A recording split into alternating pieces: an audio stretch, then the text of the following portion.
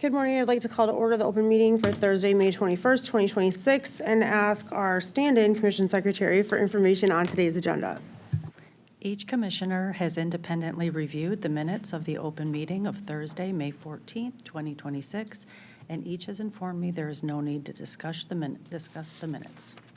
I move we approve the minutes of the open meeting of Thursday, May 14, 2026. Second. All in favor? Aye. Each commissioner has independently reviewed the agenda, and each has informed me there is no need to discuss the notices associated with agenda items 2 or 3, the draft final decision in docket 6630 TE 113 associated with agenda item 4, or the suggested minute associated with agenda item 8, approving the state energy program as proposed for project year 2026, and authorizing the delegated commissioner for the Office of Energy Innovation to approve revisions to the 2026 annual plan associated with the U.S. DOE's issuance of the project year 2026 administrative and legal requirements document. I move we approve the notices of investigation associated with agenda items 2 and 3. Second. All in favor? In docket 6630 TE 113, I move we approve the draft final decision. Second. All in favor? Aye. In docket 9705 FG 2023, I move we approve the proposed state energy program project year 2026 annual plan consistent with the commission secretary's description. Second. All in favor? Aye. Thank you. That brings us to our first discussion item of the day, agenda item 5. It is docket 1 IC 581. And this is the request for the Restoring Lands organization. So they're requesting intervenor compensation in the amount of $49,110.37 for their intervention in docket 137 CE 221, which is ATC's application for authority to construct the Ozaukee County Distribution Interconnection Project. For background, Restoring Lands' mission is to protect, connect, and restore Southeast Wisconsin's lands and waters for the benefit of all. The organization manages over 7,500 acres of lands, including over 50 conservation easements and 40 preserves. Many of these acres have been entrusted by private owners to protect and preserve the land. In the Ozaukee project, 137 CE 221, the proposed preferred route and the contingent preferred route would pass through or nearby many of the conservation and preserved lands that Restoring Lands manages. 1,150 households are active supporters of Restoring Lands, and 50,000 visitors visit the 40 preserves each year. Restoring Lands application requests funding for staff, supplies, expert witness, work fees, and legal fees. According to the application, without this financial support, the applicant would be limited in its ability to provide complete testimony and would reduce the commission's access to important information regarding conserved lands, habitat integrity, and long-term stewardship obligations. So I'm going to walk through next which of the items I think we are okay, that I recommend that we fund, and then I'm going to talk a little bit about some funding request modifications. So first, for funding, my review of this information found that the attorney and expert fees and then the work hours associated with those are comparable to past intervenor compensation awards that this commission has approved and to commission staff costs. So the applicant is specifically requesting $11,790 to cover a total of 36 attorney hours, and the task description here of hearing preparation, attendance, and participation fits with the intervenor compensation criteria and is similar again to past commission decisions. The applicant also requests $10,525 for 83 hours of expert witness work.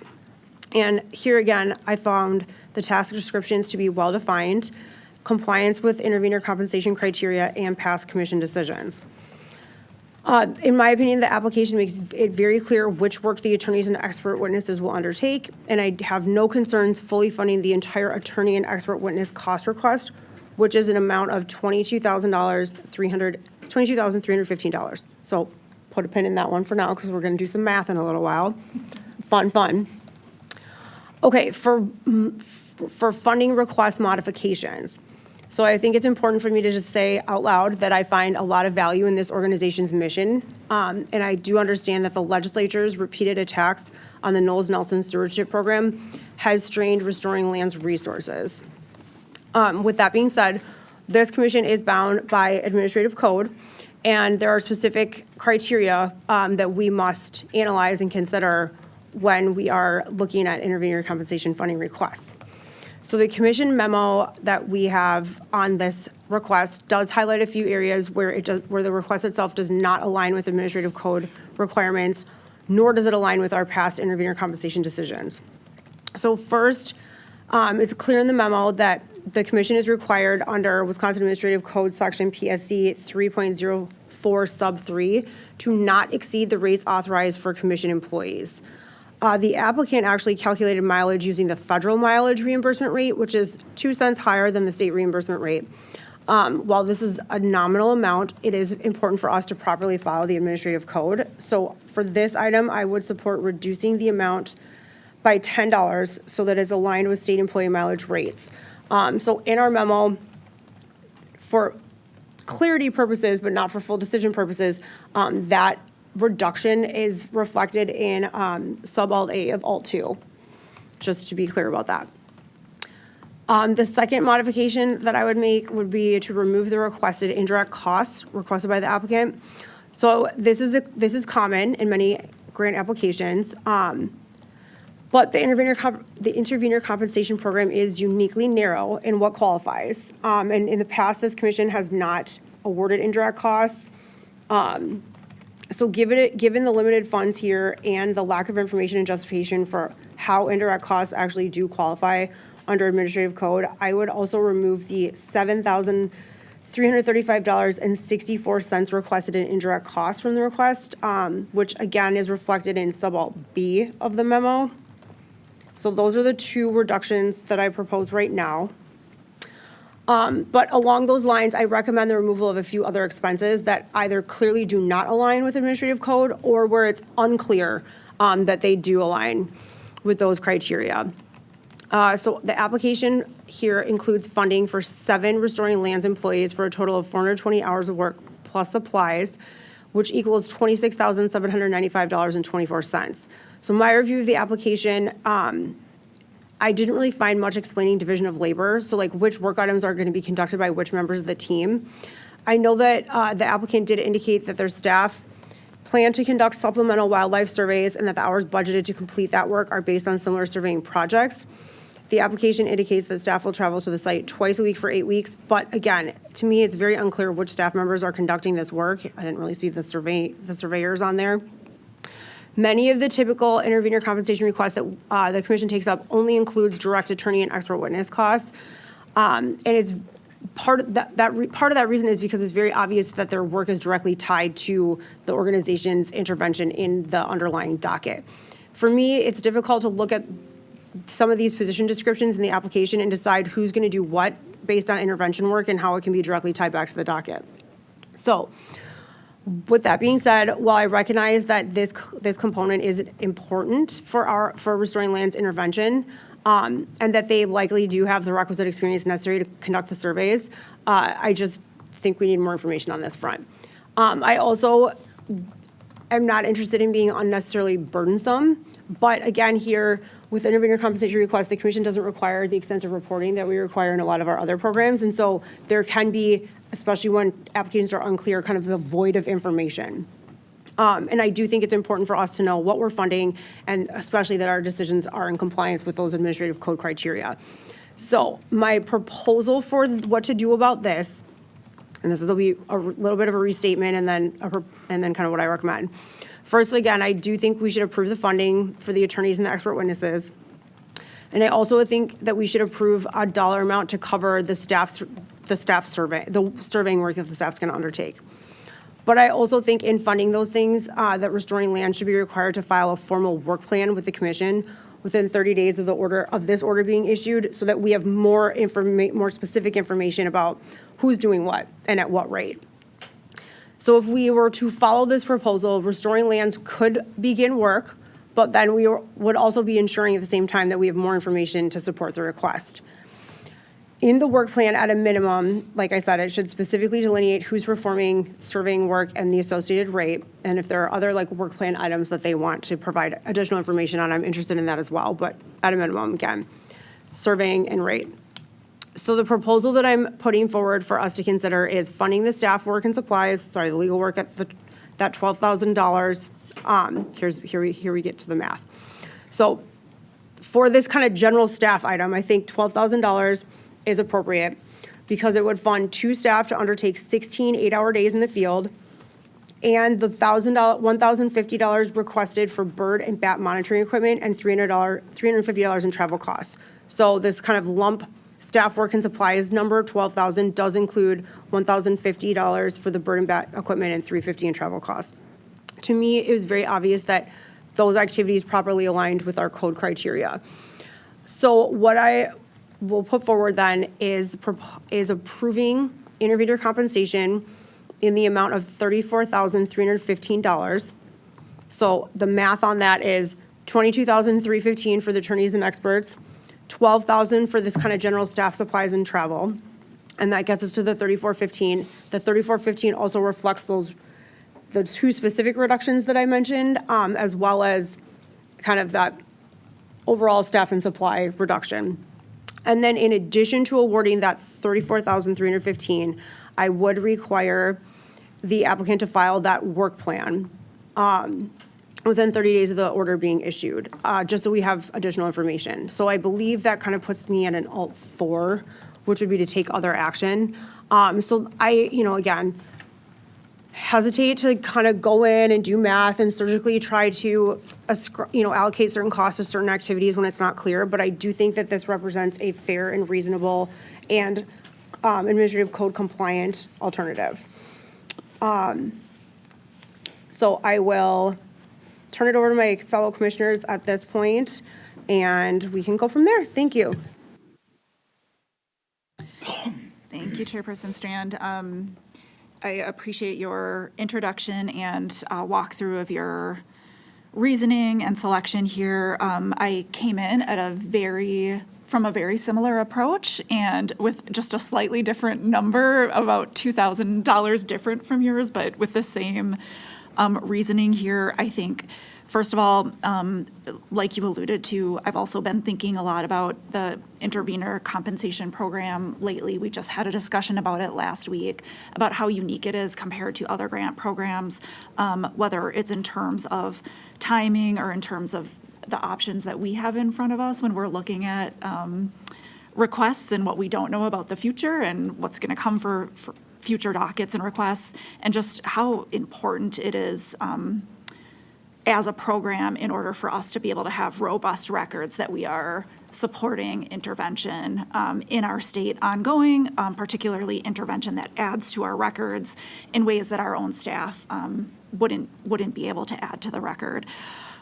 So with all of those things in mind, I can join you on the methodology that you came to get to the specific amount of, I'm hearing $34,315, including the requirement of a work plan, which I think is really important. So one caveat I would add to that requirement, or one additional requirement, is as I looked at that staff list, I had some of the same concerns you did, is it wasn't clear to me what specific type of work each staff person would be doing, and some of the functions listed were more of an indirect kind of function, like fundraising.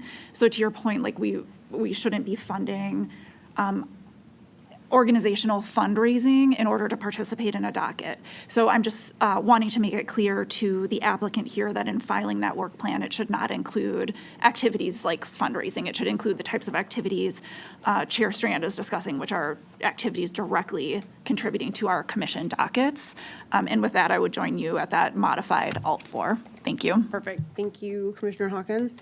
Thank you both for your thoughts on that. I agree with the opening statements that this organization and the work that they have planned is clearly in the public interest related to this project, and will offer unique and additive perspectives to the record in this case. And so that's something I'm always really focused on when it comes to these types of requests.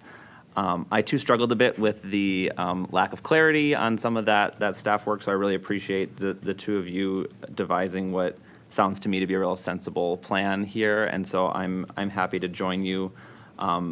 I totally agree with the removal of the two sub A and B that were teed up in the memo. I was certain on those and then a little uneasy with some of the rest of the staff items that the two of you have focused in on, so I'm happy to join at all four. Great, thank you. Does legal have what they need in terms of, at a minimum, work plan requirements? Yes. Okay. I think we're probably ready for a motion then, thank you. In docket 1 IC 581, I move we approve the request for intervenor compensation consistent with our discussion today. Second. All in favor? Aye. Thank you both. I will move now to our next discussion item, which is item 6. It is also an intervenor compensation request from the organization known as Responsible Energy Alliance, or REA. They are interested in intervening in the same underlying docket as our previous applicant, so that's 137 CE 221, ACT's application for authority to construct the Ozaukee County Distribution Interconnection Project. This specific intervenor compensation request is for $275,000, which is a record amount requested, so we'll have a broad discussion about that as well. For background, the Responsible Energy Alliance is a new organization comprised of landowners and residents who reside in the area of one of the proposed routes of the Ozaukee project. The organization consists of people whose land, property rights, and/or views would be impacted by that proposed line. I will begin by saying again that I'm pleased to see this organization intervening in this docket. I think it's important to note that in other large construction proceedings that this commission has seen recently, we've had dozens of kind of individual landowners file for intervention. And that can be a really big resource drain for individual landowners to participate as individuals at the level required of intervening parties. So this is a very formal process and proceeding, and it takes a lot to do that as an individual, especially if you're an individual that's relatively unfamiliar with the commission process.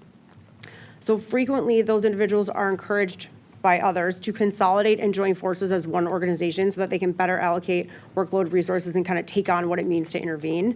And I think this is a great example of that. So we have two organizations, the Advocates for Responsible Power and the Protect Fredonia group. They came together and created this umbrella organization of the Responsible Energy Alliance. And so I commend them for that consolidation. On the funding, budget, and the work plan. So the applicant's proposed plan is broad and includes 4 attorneys, 5 expert witnesses to cover the economic and the engineering review. And then they're also going to look at electric system reliability and environmental analysis. REA, as an organization, like I mentioned, is just kind of getting off the ground. It's in its infancy. And so they are hoping to fundraise to cover some of these intervention costs, which Commissioner Nieto also gave us a good description of kind of some of the issues surrounding that. But despite this, stated desire to fundraise, they are still requesting $275,000 from the program. And again, that's a very, very high amount for an individual organization. And I'm sensitive to the fact that it's a new organization. They don't have a lot of established funding streams and donors, but our fund, the Intervenor Compensation Fund in general, is not set up to fund organizations to the level that's requested here. So just for a little bit more information on that specifically, the entire Intervenor Compensation Fund is $542,500 total each fiscal year. And because the state works on a biennial basis, that is there's 2 fiscal years that are funded at that amount, and then the next budget will set the amount. So $542,500. So the 275 is obviously almost half of that. This year specifically, this fiscal year, we have limited remaining funds, and we also have limited funds in general, as I'm talking about. It's important to know that the commission has seen an increase in the amount of construction cases before us, but while that increase has occurred at the commission, the legislature has not raised the Intervenor Compensation Fund amount in a number of years, despite the governor's repeated attempts to put higher funding levels into the state budget. So we are, again, locked in and stuck at that $542,500 amount. We cannot increase that without an act of the legislature and approval by the governor. That is a legislative policy, separate branch decision. So we are, again, stuck with this amount. And I think Commissioner Nato did a good job of discussing this in our previous item as well. We know not only that there are a lot of construction dockets filed with the commission right now, but we know there are a number of additional construction dockets to be filed in this fiscal year, the next fiscal year, et cetera. That pace is not going to slow down anytime soon. And we know that because of that, there's going to be significant intervenor compensation interest in those dockets as well. So we need to be mindful of that in allocating funding in all of these decisions. So again, we don't have the sufficient funds to fully fund this request. It represents almost half of our annual budget. I think it's discussed that there's an option about utilizing part of the fiscal year 2027 amount here. To me, that is a very irresponsible idea. We should not be spending a large portion of next year's annual allotment on one organization and one docket. Again, though, with that being said, similar to what I said in our previous item, I'm not looking to be unnecessarily burdensome. But again, we don't require extensive reporting, and we need to know that A, we're being compliant with the code, B, that the amounts that we do decide to fund are in fact not only compliant, but also responsive and taking into consideration just how much has been requested and will continue to be requested, kind of that holistic view of the program. Relatedly, I also just want to provide some general feedback and suggestions, given that this is this applicant's first attempt, and just has kind of helped guide the work in general here. The rates for the attorneys in this request are the highest I've ever seen in an intervenor compensation request. We usually look deeply into that, and I know that in the past we've seen discounted hourly rates, and that is something that is not here, and that is the concern to me, as is the amount of attorneys and the number of hours that is being requested here. To me, those are very excessive and significantly higher than anything this commission has approved in the past. Most of the organizations that seek intervenor compensation funding from us, while they don't have legal training or expertise, they also don't pay the lawyers and associated entities that they bring on unreasonable legal fees to take part in the proceeding. Like I said, if they are asking for funding for those groups, usually it is very clear to us that it is at a much discounted rate, which is not the case here. So in general, even if fundraising occurs or other funding is available to this organization, I think that is a line item that they specifically need to look at in general in terms of how much they're spending on attorneys, not just as it relates to us as a commission. On the hourly rate of expert witnesses, their request on that point, I do think it's consistent with past commission decisions in terms of like the number. But if we're looking at specifically the hours budgeted to perform the tasks here, that also greatly exceeds anything we've approved in the past, which obviously is a concern and is something that they should consider not only for this but also going forward.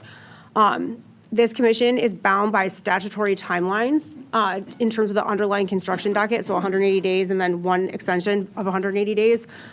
So the schedule for that docket is set, which means there are only there's finite amounts of hours about how much work can be done in order to stay on that kind of contemporaneous track of the proceeding that this organization is going to intervene in. And so I think that there needs to be that higher lens of here's the construction proceeding, here's how the schedule's been set. How do the work hours that we're allocating to expert witnesses work within that schedule? Because I do think that there's a misalignment here. Finally, while I, again, commend this organization for kind of combining these two groups, I would also recommend looking for opportunities to coordinate with other interveners so that the organization can focus on putting their resources into the issues that matter the most to them specifically. You don't want to kind of do everything for everyone. There are other interveners in this project that we're aware of. We've also seen in other dockets where we have multiple interveners that they kind of take their lanes and stay within those and provide that information, that helpful information into our record of evidence, but it's not redundant, they're not kind of crossing streams, because that would be a waste of the limited available resources. And so I think it's important, like, for example, in this specific request, an expert witness that this organization is seeking funding for, they're appearing in the previous request that we just approved for funding. So to me, that's duplicative. And instead, again, I would guide organizations like this to coordinate so that multiple interveners are not doing the same work. It should be complementary, not redundant. And then on that point as well, the Department of Natural Resources and our commission staff undertake a significant amount of environmental review and other work that also provides really helpful evidence in our record. And so I would ensure, or at least attempt to ensure, for this kind of organization, that that you're also not duplicating that work that's already being done. Again, look for ways to be complementary, not duplicative. Okay, so that was my kind of just overall recommendations, but in terms of a solution on this specific request and what we should do today, I really don't think that there's enough clear information in this application for us to determine which items to fund and which items to cut. So I'm not comfortable awarding any amount today, but I do want to direct the applicant to provide additional information to us that the commission could then quickly review to determine an appropriate partial amount to award. So my recommendation is to order the applicant to file a revised work plan not to exceed $40,000 in compensation request. I think that $40,000 amount is reasonable given a number of factors, including the limited intervenor compensation funds available that we just discussed, the number of dockets that we know are coming and will also require intervenor compensation funding, and also in light of the previous intervenor compensation award for additional intervenors in this specific Ozaki docket that we just approved, that $34,315. So I also am mindful of the schedule that I mentioned, and I don't want to delay. So for that reason, I think I'm very comfortable delegating approval of that partial funding amount to our DBOM division administrator, contingent on this filing of the applicant's work plan. So specifically, I would require that their filed work plan, A, would not exceed $40,000, and B, would include formal quotes with more detailed information from the entities they intend to contract with, a clear timeline and deliverables based on the docket schedule, so that Ozaki underlying docket schedule, that shows how REA's work does specifically align with the time constraints of that schedule. And basically, again, that those are on contemporaneous paths. I would also require the work plan include details about which attorneys and experts are doing which work, so it's clear that it's not being duplicated. Again, if guidance is sought on that front, we have a lot of other work plans approved from past intervenor compensation applications that help show or illustrate what that should look like, and our commission staff are also available to help with that. And then finally, the work plan needs to include clear explanations of how the work performed does in fact comply with the administrative code criteria that binds our decisions here. I will add that if the applicant does not believe $40,000 is feasible, because again, there's a huge delta between $40,000 and $275,000, they would still have the option to file a supplemental intervenor compensation request that at a minimum needs to include the above information that for the commission to consider. So again, I want to say that I do believe this organization will provide valuable contributions to the Ozaki project's record of evidence. I don't want this recommendation to be misconstrued as discouragement on that front. But again, I'm at alternative 4, which would be take other action. So direct this organization to file the revised work plan not to exceed $40,000 with the specific requirements I delineated, and then delegate the approval of that decision to the division administrator to keep it moving quickly. I know that's a lot, but open to hearing from my other commissioners on this front. But again, I'm trying to kind of craft like a reasonable, timely path going forward. Thank you. Thanks, Chair Strand. I appreciate you looking for a pathway here because it was clear something was needed. And I'm sure and hopeful that the applicant appreciates that too. I struggled with what to do this one. When I saw the dollar amount, I don't know that I've ever seen a dollar amount request this high, and it just doesn't align with the scope of representation being provided within this docket broadly across the state or broadly across all dockets. And those are all strategic factors that we have to take in mind when, again, we're allocating limited dollars across an entire fiscal year for participation in all of the very significant dockets that we're seeing more and more of. And I'll just reiterate here as context for this one too, that for me, this program is incredibly important, and anyone who cares about the public interest would support it and support it expanding. And I know that participating in these proceedings is a huge undertaking, and that's why this program exists. And I think what I struggled with here was, number one, on the positive side, like you said, there was some good consolidation of these groups, and coming from groups who are not frequent interveners and haven't done that before, and I really appreciated that. And then on the other side, there were those really high attorney fees and really high expenses and some issues with the work plan that just weren't working out. So I appreciate you looking for a path. I could be supportive and join that path with you. And I just want to clarify, would this work plan also require a reduction in the attorney expense? I think that would have to happen naturally, given that it would be at a not to exceed $40,000. So that, I think that would be up to the applicant. I mean, again, we've said out loud kind of what issues we saw with those, but I don't think it would be, I don't want to speak for them, but I don't think it would be possible for them to put in our work plan and a request for amount for a program not to exceed $40,000 without reducing some of that. But I don't want, that's not something that I'm specifically prescribing in my requirements that I would like to see in the work plan. Okay. That makes sense. That does make sense, and I think I would just add to that my own commentary as part of this discussion for them to hear that that would be something I'd be looking for to see, and it just, I didn't find that to be a reasonable aspect of the plan. Again, of this scope, to need 4 attorneys at that rate, that was not reasonable to me, so that's something I'd be looking for. And I would just emphasize what you said, that the other issue was the duplication. So I think the applicant in narrowing down the scope needs to be very careful in terms of what PSC staff does in these records, and then what DNR staff does, and what other interveners do, and just make sure that the work plan is filling in all of the gaps and not duplicating already planned work.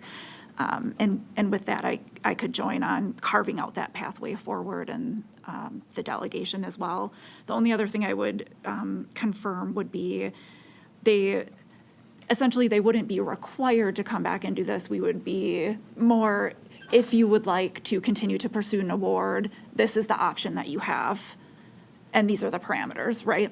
Yep, I believe, yes. So in lieu of awarding anything today, if they Yes. want to, if they would like to continue, this is what that follow-up would need to look like. Thank you. Thank you. Thanks. Commissioner Hawkins? Thanks to you both for your thoughts on this one. I also struggled with the scope of representation that this application brought to us. And, typically we look for sort of a bigger, public interest sort of representation, that we can use these funds efficiently to the point of the limitations on what we have in this program, and how to get the best bang for our buck and not be duplicative. Those are all things that I was struggling with. So, and just speaking on that scope piece, not only is this, individual landowner interests, it's landowner interests on one specific route. And so that was something that I was struggling with as well. It isn't the entire project, it's a subset of those impacted by the project. Even though we have this consolidation of like a bigger interest than, one landowner, it's still pretty focused in the whole scheme of things. And so that was something that I was struggling with, and not typical of the types of awards that we grant in this program, where we try to look for those larger interests. So I did also want to just highlight to some of the points my colleagues have made on the duplication of effort by staff of both the DNR and the commission. You know, one of the proposed work streams was related to like reviewing the needs analysis, and that's something that our staff like turns inside and out when it comes to these applications, reviewing the MISO documents, and so there was a lot of funds, I think close to $50,000 dedicated on that aspect alone, and so I was thinking about the value of the fact that we have independent MISO analysis, we have the applicant's analysis, and then we have commission staff reviewing all of those things. And so just throwing that out there, if we're going down this route, which seems reasonable that the two of you are supportive of, I'm just flagging that as an area where it seems like a fourth review of the same information might not be valuable to, and the purpose of this program is to expand the evidence and the information we have to review. So I'll just add that as my 2 cents. I'm fine with the approach that the chair outlined and happy to join with that path forward. Thank you, and thank you both for contributing and adding to some guidance or types of things to look at in terms of how to best maximize intervention but not duplicate work that's already being done. I think that's really helpful, so I appreciate that. Okay, so it sounds like we're in alignment. I want to make sure that OGC has what they need. I do. Okay, so I think we're ready for a motion. Let me know if you need me to restate anything. The one piece I still had flagged to confirm with you, and I think this is a little bit to Commissioner Hawkins' additions of mentions of duplicative work with staff and the very limited scope of the representation here. If the delegated administrator does identify that the work plan doesn't meet those criteria, then your plan was for that to come back to us, and it would have to come back to us at that time, or would it be a denial? If the work plan does not comply with the criteria that we're laying out, I think we're delegating the entire decision to the administrator, but they also, as we always talk about with delegated decisions, if they're on the fence or they just feel like it's something that should come back to the full commission, nothing that we would do would preclude that from happening. So I think they understand what specific criteria we are looking for, and I think if it's not there, they could either deny it or bring it back to us. Thank you. Does that help? It does help. Okay. I wanted to make sure we had the guardrails agreed upon, so to both of your points, we're not ultimately funding something that's duplicative with the dollars from this program, so I appreciate that. No, good catch, good question, thank you. And are we ready for a motion? In docket 1 IC 582, I move we approve the request for intervenor compensation consistent with our discussion today. So I believe it would be not approve the request for intervenor compensation, but direct the applicant to file the work plan not to exceed based on our discussion, and then delegate that decision to the DBOM administrator. Reword it. Yeah, is that legal? Is that I better? think that's better. Okay. Better, okay. So in docket 1 IC 582, I move that we not approve the request for intervenor compensation and instead direct the applicant to refile a request and work plan consistent with our discussion today to be delegated to the division administrator for review. Second. All in favor? Aye. Thank you both very much. We are now moving on to item number 7 on our agenda, which is 4220 EI 114, the application of Northern States Power Company, Wisconsin, for a waiver of Wisconsin Administrative Code Section PSC 113.0406 sub 1A3 regarding meter reading information on customer bills. Commissioner Nieto is going to lead our discussion on this item, so I will hand it over to her now. Thank you. Thank you. All right, so here we have a code waiver request. The commission received a customer complaint regarding bills, and this complaint was related to Northern States Power Company, Wisconsin, or Xcel Energy. Our staff investigated the complaint and discovered that Xcel was issuing bills that were missing required information. Wisconsin Administrative Code Section PSC 113.0406 sub 1 sub A 3 requires electric utilities to show the present and previous meter readings on customer bills. Xcel began deploying new AMI interval meters in Wisconsin in 2023 and is currently wrapping up that deployment. However, its new meters, together with its existing billing system, were not set up to record monthly usage reading for billing purposes as required by the code. Instead, on the part of the bill that says previous meter reading, the utility began to display the number 0, and where it says current reading, the utility began to display the total electricity used during the billing period. In response to the complaint, in May 2025, Xcel filed a request with us for a waiver of the Wisconsin billing regulations relating to past and present meter readings. We did receive comments, and I want to acknowledge the comments we received on the commission memo. 2 sets of comments from NSPW and also comments and questions we received from Nick Weber at the IBEW Local 953, who represents many of Xcel's employees and who are also customers of the utility. I appreciate also the applicant's response comments to those comments. So I'll note Xcel has requested similar waivers in other states, all of whom have similar billing requirements to Wisconsin's. Some of those were granted.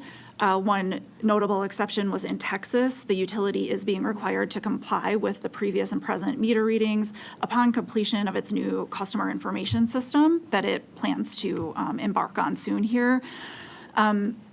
There are multiple other IOUs in Wisconsin who have already deployed AMI before Xcel did. So Xcel is the last of the large investor-owned utilities to undergo an AMI deployment of this scale. And to our knowledge, they have all successfully displayed previous and present meter readings on their bills as required by the code. I will say also by way of background, as we know, the commission has seen an increase in billing and customer service related complaints from customers of Xcel Energy. And these complaints have resulted in staff identifying several types of billing errors and have also resulted in code violations for slow complaint handling times. So the commission issued a warning letter to Xcel just late last year, late 2025. And it also appears as contextual that Minnesota's Public Utility Commission has an ongoing investigation into billing issues with Xcel. And per the Minnesota PUC's information, it has expanded that investigation just this year. So the issues we are discussing today are not limited to Wisconsin, as it would seem. And what we have to do is figure out how to proceed in a situation in which the current customer information system is nearing the end of its useful life. And I will say, to Xcel's credit, it has truly gotten a long, useful life out of this legacy system.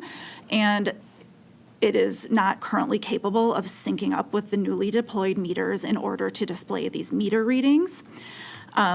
So under the current state, if customers want to verify that the number on their bill, in the example Xcel provided in the application, the 267 kilowatt hours of usage, if a customer wants to know that that is the right number, they would need to go back into their interval data online and try to match up the 267 kWh of cumulative interval usage to 30 days worth of basically incremental 15-minute periods. And they'd have to identify or track for themselves where the first increment started and where the last increment ended, in my understanding. It is problematic to put that on the customer, and that's why it's required in the regulations. It's required to be put on the utility, that the utility track those things so that customers don't have to keep spreadsheets or logs like that in order to track that their usage is correct and recalculate it. But it's also an issue because, as we saw in the memo with a complaint example that was described there, it's causing issues that not even the company's own billers or the PSC analysts can accurately confirm, even when the billers and the analysts have full access to the data and they're doing this for a living. When there's been a billing adjustment, they can't narrow down to 100% specificity if that billing adjustment was correct or incorrect because of the intervals being selected, and there's a little bit of a lack of tracking of which intervals the biller chose to select. So something does need to change here in the short term, and then there needs to be a solution in the long term, to my mind. So again, Excel does plan to undertake a new customer information system project on which it would presumably be in contact with the commission here. Its first preference is not to need to sync up the new system to the new meters in order to show the past and present readings on the bill in order to make that happen for billing display purposes. And then I'll note, in deciding how to handle this waiver request, we do have a few options and a few other things to consider. So first, if we deny the waiver altogether, I don't think that is helpful. It doesn't give Excel a path to compliance, as even the most immediate solution available will take until 2028. We could approve a temporary waiver until December 31, 2028, and require a fix to the current CIS. Excel argues that that will waste customer money and company time and efforts because the company will have to redo the project with the new CIS. I do agree that a drawback of this option is that it could divert focus away from the other billing issues and work that the utility is currently undergoing and divert focus away from its new CIS rollout. And there's clearly a lot going on here, so that is a drawback. I don't necessarily agree that it wastes customers' money. I think that would assume that the utility would request a deferral and make a showing that it meets deferral criteria, and I wouldn't prejudge that. The plus side of this option is that it would solve the issue for customers 3 years earlier than the option to implement a fix with the new CIS. We could approve a temporary waiver until 2031 to go in tandem with the new CIS estimated date and require that the work be done starting with that planned implementation. The drawback of this option is that it includes 5 years of only usage showing on the bills and customers needing to rely on going into the portal or calling the utility to get more background in order to be informed about the calculation that went into their bill. Another drawback is that the new system is contemplated at this time, but a CIS conversion is a massive project and there are no guarantees on timing. And then I'd say, finally, we could approve a permanent waiver. I wouldn't support this option. I think this is a question of a large, sophisticated, investor-owned utility operating consistent with the administrative code billing requirements. I do agree with the utility that times do change, and the AMI technology affords a lot of good new opportunities that are great for customers. But that a change to our code or a change to those requirements is something we need to explore in an official rulemaking process and not a one-off waiver for one company.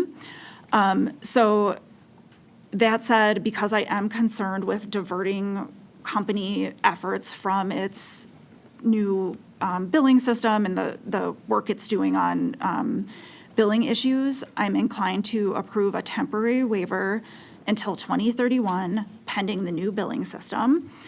And however, because of the concerns I have with the timing and some of the unknowns around that option, I would require some additional reporting and compliance steps along the way. I would require the utility to address the issue that it has with the adjustment of bills and billers selecting perhaps different sets of intervals from one another and report back to us on that fix. And I would require the utility to work with staff on its communication to customers about the bill changes, to be sure to include information on how to reach the company with questions, complaints, or for more information, if there are different ways to reach the company with those distinct items, particularly thinking about those with no internet. And finally, I would require quarterly reports on the number of billing and customer service complaints being received by the company, including the nature and disposition of the complaints, so that we can maintain awareness as time passes over this time window. Utilities are already required to retain customer complaint information that they receive under the regulations for this very purpose of sharing it with the commission as needed. So I'll look forward to hearing my colleagues' thoughts as well, and can elaborate more on specific suggested wording on that reporting if that is an option we do take. But with all that said, that would put me at, I suppose, in a modified alternative 2. Chairperson Strand? Thank you for your discussion of that. So I will start by saying that I was also at alternative 2. I think it's a reasonable kind of middle ground, given the situation that Excel finds them, that NSPW finds themselves in, which is an unfortunate one. So I support that, and I am hopeful that that December 31st kind of timeline lines up with the new system, the new CIS coming along. Can you restate, I understand that you have, I believe, 3 requirements that you would add to alternative 2. I fully understand the comms piece, and I'm supportive of that one. I know you talked about quarterly reports and then something with working with staff, but can you just restate them again, please? Yes, and I can read exactly just what they would say. That'd be great, thank you. The first one would be, within 60 days of the date of this order, NSPW shall file a report with the commission describing the steps it has taken to prevent future issues related to its abilities to accurately adjust inaccurate billing. So that's the billers and the interval issue. And then the second one was the communication piece, and that was the applicant shall work with commission staff on its communication to customers regarding changes in how usage is displayed on bills. The communications shall include information detailing how customers may reach the company with questions, complaints, or to request more detailed usage information. So that's work with staff on what that communication is going to look like. And then the third one was, following the issuance of this order, NSP shall report quarterly on the number of billing and customer service complaints received by the company, including the nature and disposition of the complaints, and shall continue reporting until customer bills and associated tariffs are consistent with the requirements of Wisconsin Admin Code Section PSC 113-0406 sub 1 sub A3. So reports to continue until the temporary waiver is done. Thank you. So, I mean, I said it in the Intervenor Compensation docs, and I'll say it again. I think personally, it's important for me that we're not being overly burdensome on our applicants, especially our applicants that are well-intentioned, and being very straightforward about the issues that they're facing. With that being said, I think customer service specifically and like billing issues are very important to this commission and to the people who are actually having to pay for these things. So I absolutely support the communications requirement for a number of reasons. So I will absolutely join you there. I feel that the quarterly reports requirement seems a little excessive in terms of the frequency. So I don't know if there's any wiggle room there from you on, semi-annual or annual reporting, but understand if not, and understand why you are recommending what you're recommending. I also don't think that the first report requirement is totally unreasonable, and I think it does provide good information given kind of what we know about the system. Those are my positions on the specific requirements, but again, fully aligned with alternative 2 and appreciate, the middle ground, and also you thinking of ways to kind of take that one and make it a little better in terms of the information that we're receiving, and which would then, further ensure that this applicant has a plan and that the plan is being communicated. So curious to hear what Commissioner Hawkins has to say. Thank you. Thank you. I'm coming in a bit of a different place here. I was supportive of the permanent waiver for this request, and open to discussing what Commissioner Nieto has put forward. I believe that I'm struggling a little bit with the fact that the code is requiring something that is different from just like where the state of the art is. And so I'm like hesitating to forever force the square peg in the round hole and just make that be the way that it is. And so I find your first item, the 60-day report on steps to how accurate adjustments are going to be made, is the intent of the original requirement, and that is able to be done without forcing forever reporting of prior meter reading and current meter reading. And so I find that we have an unusual circumstance in that the entire way that bills are calculated have changed. And so I don't want to perpetuate this structure that doesn't match how billing is done at all. So I understand all the consumer protection positives of the past method, but I still think they are out of step with how bills are calculated today. And so I think some of the items that you wanted in reporting are able to be tailored towards how billing is done today, but don't necessarily require the applicant to reconstitute that old method in 2031. And so I'm interested to hear your thoughts on that. And I'm trying to understand, I know you mentioned what other IOUs have done to remain consistent with the code as it stands today. I think it's, correct me if I'm wrong or if anyone has read it differently, I think we don't have a uniform way of how they've adapted that as they've rolled out AMI. I think some IOUs are just reporting past month usage and then current month usage, and that isn't what the code says either. And so, and that, I think that just speaks to the fact that now billing is done as a summation of intervals, and how you make those adjustments for potential inaccuracies is looking at the intervals, not looking at what last month's meter reading was. And so that's the crux of it, I think, for what's truly important in this case. And I don't believe that this subtraction method of old is necessarily important going forward at all. And so I'm interested to hear both of your thoughts on that. So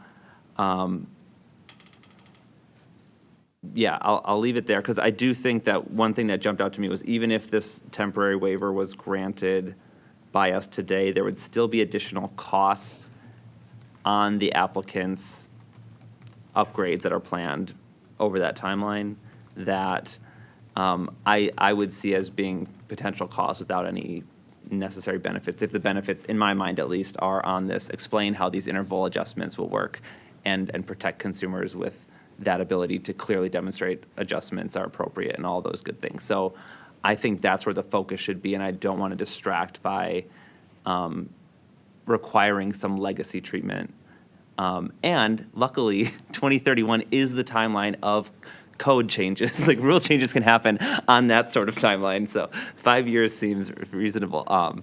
Not to give work to anyone, but I'll stop joking on that, on the rulemaking process. I can see Kara over there. So. Thank you. That's helpful to hear from both of you. So to start with, what Chair Strand had mentioned or asked, the question on quarterly reporting, I am not particularly stuck on that timing, and I would be open to something annual as the process goes by. To me, it was more something to keep tabs if we're creating a waiver that goes until 2031. It's a long waiver of the requirements, and so I think annual could work there as well. And then in response to Commissioner Hawkins' discussion, which I thought was helpful as well, I would just say I agree with what you're saying about the technology, but I'll go back to what I think you're saying at the end, which is that's what the rulemaking process is for. And it really is like the rulemaking process is where groups and parties come together and comment and discuss what information do customers really need on bills at this time? What are the appropriate customer protections with the new technology the technology is giving customers more information than it used to get in some areas, maybe less than it did in others. And folks weigh in on what those standards should be, and it goes through the process. And I would completely be supportive of a rulemaking because our electric service rules, a lot of them, the last time they were updated, it was in the 1990s. So and some before that. That said, that implicates another docket being open, staff time, and resources. So I'd be interested to hear what Chair Strand thinks about that. And the thing that bothered me about the permanent waiver in this case is we already have other IOUs and utilities that in advance of installing their AMI systems took the steps to bring their billing into compliance with the regulations that are on the books that we have to follow and have to ensure that others follow as well. And it did not make sense to me here in this case to say that didn't happen, so this case should have a permanent waiver. That was just a little bit out of balance from more of a policy standpoint as well. So those are my thoughts. Chair Strand? Thank you both. Okay, so I will first start. I agree wholeheartedly with Commissioner Hawkins' comments just about how in a perfect world, you would not want to square peg round hole, but then perpetuate that going forward in spite of what you know is going to happen. And I agree with that in general. Now on to rulemaking. So in a perfect world also, we would have all the time in the world to review all of the administrative rules of the PSC that apply to the PSC. And I think strategically prioritize which ones, because there are a lot of them, should be taken up and potentially rewritten in a, again, strategic priority order. I think this would definitely go on that list, but I do think we have other bigger, more important, more needle-moving fish to fry regarding administrative code rewrites. I also think that some of our recent administrative rule proceedings and decisions highlight how difficult it is to future-proof administrative rules, even though, again, we know that that is exactly the kind of flexibility, inherent flexibility that would help administrative rules in general, but also a situation like this one specifically. So, I would love for us to be able to undertake that, not only here, but also that full review of administrative rules and then start to tackle those things one by one. And I think that is something that we as a commission can continue to consider and hopefully set aside some time for. Again, like that larger kind of holistic overarching rulemaking review and process. But again, like you guys both alluded to, that the process in general, the rulemaking process is very arduous, as we've talked about. It takes a long time. It takes a lot of work. It has a lot of steps. And so, I think we always go in eyes wide open about what we can take on at that moment and what kind of provides the most like bang for the buck in terms of allocating resources to that. So I think that is a larger conversation that should not be specifically ordered here. But I do, again, I do not want to appear dismissive at all to those concerns or to the need to undertake that kind of rule or review in general. I mean, I know that the PSC in the past, so AKA not with the current situation workload, did but they undertook rewrites of different administrative rules pertaining to them at certain intervals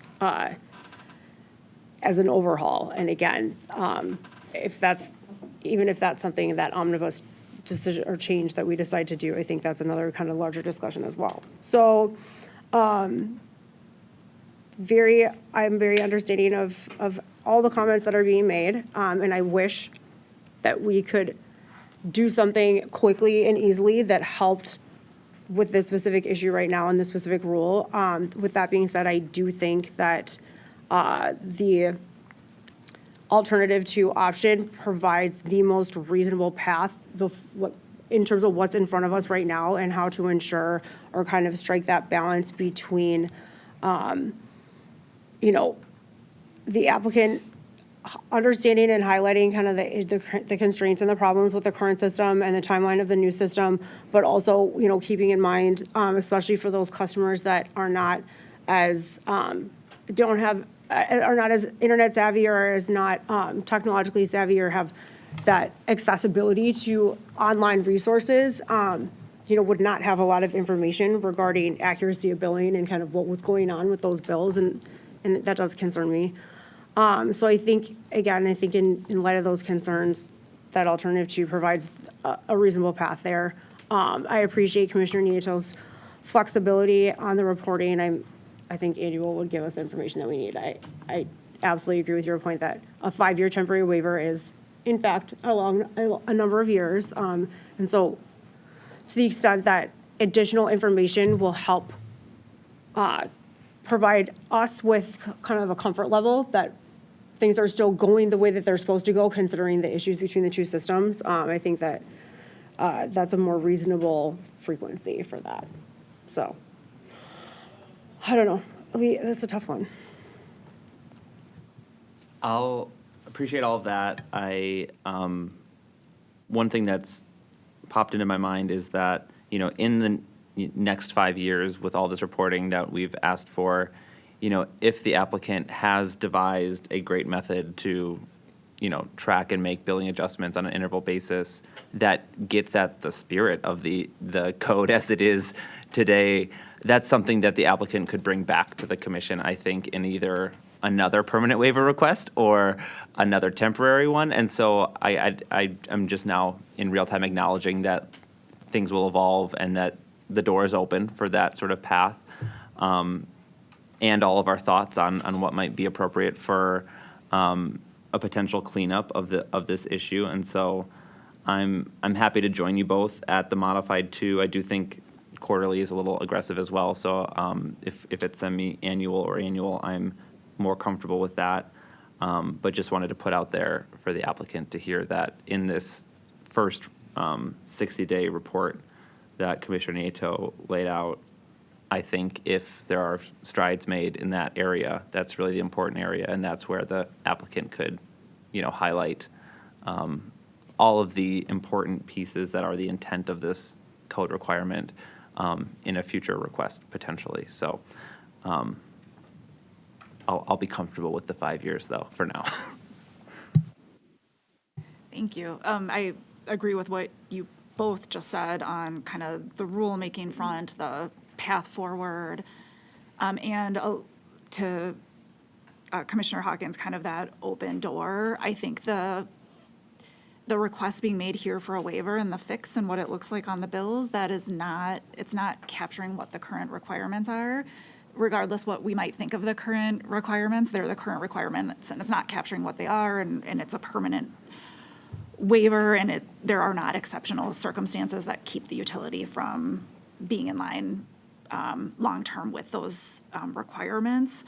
On the other hand, to your point, as things evolve and they get into the undertaking of the CIS, perhaps there is a solution that meets the need and gives the customers the information they need, and there's nothing precluding the applicant from coming back and proposing kind of a different look and a different view, and again, nothing precluding us from further discussions on specific rulemakings or anything like that, but I think this is the path forward for now, and I'm completely comfortable with annual on those reports, and I'm hearing that you both would be comfortable with the longer annual cadence as well, and not needing twice a year or anything like that, certainly. So I'll check if there's anything else that needs to be confirmed or clarified with either of you.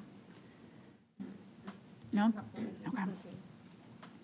All right, in docket 4220 EI 114, I move we approve a temporary waiver consistent with our discussion today. Second. All in favor? Aye. Thank you both. We are now moving on to our final discussion item of the day. It's agenda item number 9, docket 9833 CE 100, the application of Fox Solar LLC for a certificate of public convenience and necessity to construct a solar electric generation facility, a collector substation, generation tie line, and a battery energy storage system in the town of Morgan, which is in Oconto County. Commissioner Hawkins is going to lead our discussion of this one, so I will turn it over to him now. Commissioner Hawkins. Thank you, Chair Strand. Today we are discussing docket 9833 CE 100 for a CPCN for the Fox Solar project, as was just mentioned. I will start by providing background information on the project and docket as a whole. Then I will provide an overview of the statutory requirements for our review and some high-level commentary before handing it over to my colleagues for any opening comments that they may have. For this proceeding, we have a decision matrix that will help us guide the discussion. As a reminder, the decision matrix that the commission is using is a guide and merely helps organize our discussion into discrete issues that we will be stepping through. All of the commissioners have fully reviewed the record before us to inform our decisions today. Our decisions are not based solely on what is in the decision matrix. All right, overview of the project. Fox Solar LLC is a wholly owned subsidiary of NextEra Energy Resources, who filed an application at the commission for a CPCN to construct a new solar electric generating facility with a nameplate capacity of 112 megawatts with a 50 megawatt battery energy storage system, or BESS, and a short 950-foot-long 138 kV generation tie line in the town of Morgan in Oconto County. The project is proposed to be sited across approximately 648 acres of land, inclusive of the required 25% of additional land area for alternative siting locations. This is all on private land that is under lease, easement, or purchase agreement. All land agreements have been executed. A total of $500,000 of annual utility aid payments are expected to be allocated to Oconto County and the town of Morgan per our statutory requirements for aid payments. All right, more specific docket information. Let's see here. There was one intervenor, the town of Morgan, and we received 145 online comments and had many folks show up at the public hearing to provide comments in person. I want to thank all of those that participated in the process and shared their perspectives, understandings, we understand that local perspectives are critical for the commission, especially when concerns are related to evaluating the appropriate modifications or conditions, and those are things that are typical of what the commission takes up in CPCN proceedings. Our statutory framework, because the Fox Solar project is anticipated to be of 100 megawatts or greater, the project requires commission authorization for a CPCN as governed by Wisconsin Statute 196.491. The statute lays out several criteria that are required to review as part of the CPCN consideration. Since this applicant is a merchant developer and the project is categorized as a wholesale merchant plant under 196.49 sub 3 sub D sub 3, the commission must determine whether the project's design and location are in the public interest, considering alternative locations, individual hardships, safety, reliability, and environmental factors. But it is exempt from considering need alternative sources of supply, engineering, and economic cost information, which are required for only public utility-sponsored projects. Many public comments expressed concerns about the environmental impact of this project. To that end, I want to clarify our environmental review component of our process. Wisconsin Statute 1.11, also known as the Wisconsin Environmental Policy Act, or WEPA, applies to all commission actions, including the case before us. To comply with WEPA, the commission works with staff from the Wisconsin Department of Natural Resources to prepare an environmental assessment for the project that evaluates the location of the project and its potential environmental, community, and private property impacts. While we will address WEPA as a decision item later in our discussion, I will note that an EA was conducted as part of that process, and a preliminary determination found that an environmental impact statement was not necessary.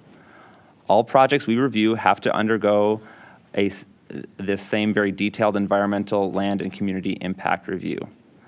The public has an opportunity to provide comments on both the scope and final outcome of this review. The statute requires that the commission is made aware of all of the relevant impacts for the project design and location. So the commission had prepared an environmental assessment, and for this project that evaluates the location of the impacts as I mentioned, and we receive what amounts to a concise document that provides a factual investigation of the relevant areas of environmental concern in sufficient depth to permit a reasonably informed preliminary judgment of the environmental consequences of the proposed project. And the EA at the end includes a recommendation on whether the proposed project is a major action significantly affecting the quality of the human environment within the meaning of Wisconsin Statute 1.11. I'm going to take a brief pause here.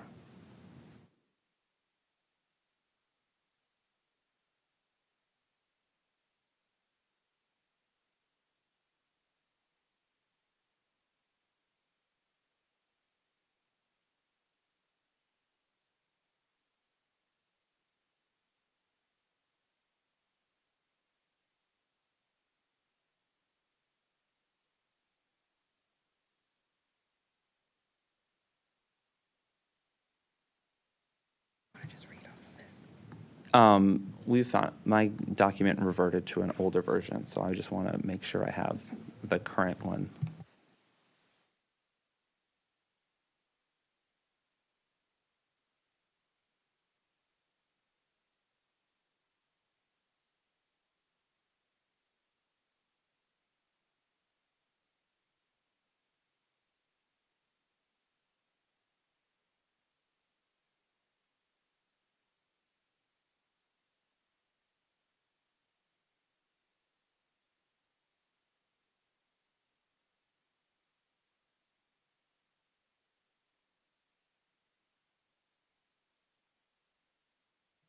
Okay.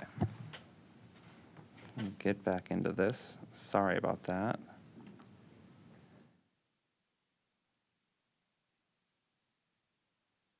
All right. We're good now. Sorry about that.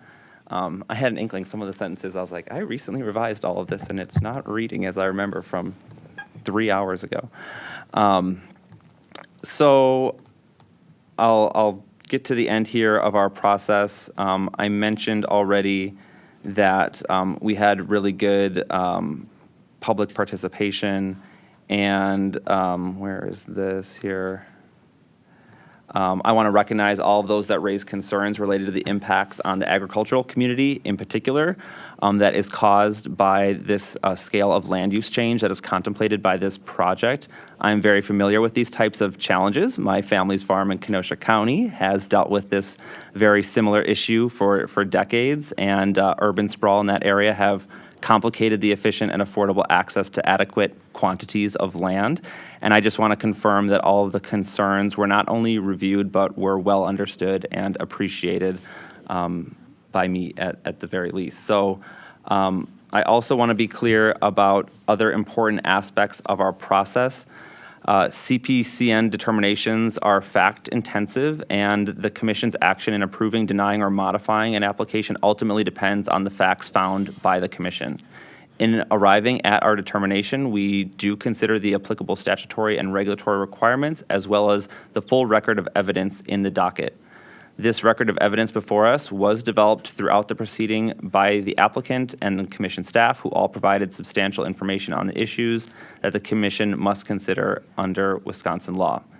As a reminder, my colleagues and I cannot and have not discussed this docket with each other beforehand, but I can assure you that we have all spent hours reading, reviewing, analyzing, and digging deeply into the record that is before us today. Before turning it over to my colleagues for their opening comments, I'll just end by transparently stating that today I will be voting to grant the issuance of the CPCN for this project, as I have found that it complies with all of the statutory requirements. We will step through all of those statutory requirements in just a minute, but I did not want to bury the lead, and so I will pause now and turn this over to my colleagues and thank them for their patience as we worked through our IT issue over here. Thank you. I have nothing substantive to add, just echo the thanks that you included in your opening remarks, and thank you for leading our discussion today.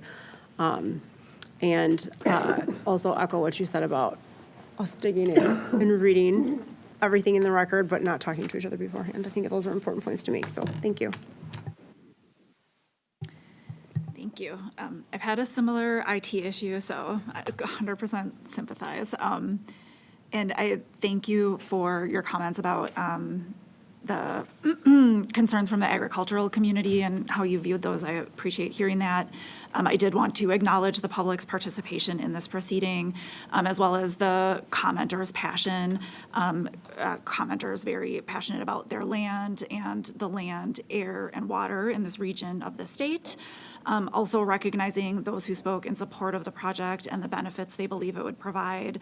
I took all of those comments to heart and appreciate it.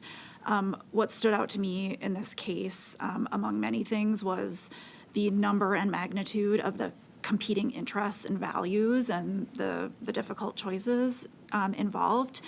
And I'll just note that the statutory framework for determining whether approval of a CPCN project serves the public interest requires the commission to evaluate a broad range of considerations. And Commissioner Hawkins laid out those considerations well in his opening remarks. And I would note that these factors that we're considering, they often point in different directions.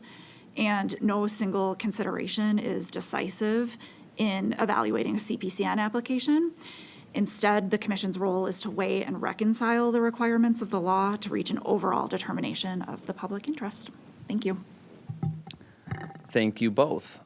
We will move into our first issue for our decision matrix here is our requirement that we consider the Energy Priority Law, or EPL, and review all the options for all of our energy-related decisions.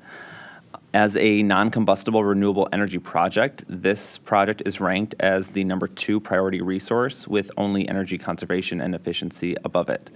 Since there are no energy efficiency measures that can generate electricity, and we are not charged with reviewing the cost effectiveness of this project, given that it is a merchant application, I have found that the requirements of reviewing and considering the EPL have been met, and I am at alternative 1, that no higher ranked EPL alternative exists for this project.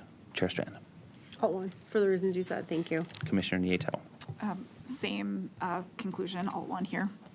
Great. We will move on to issue 2, where the commission has to find that the proposed project will not have a material adverse impact on competition before issuing a CPCN.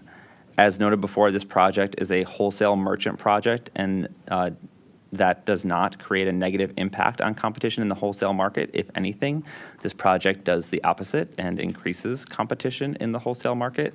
So for that reason, I am at alternative 1, that the project does not have a material adverse impact on competition in the relevant wholesale electric market. Chair Strand. I am also at Alt 1 for the reasons you said, thank you. Commissioner Nieto. Alt 1 on this one, thank you. Thank you both. We are moving along to issue 3. Here we must determine whether the project unreasonably interferes with the orderly land use and development plans for the area involved.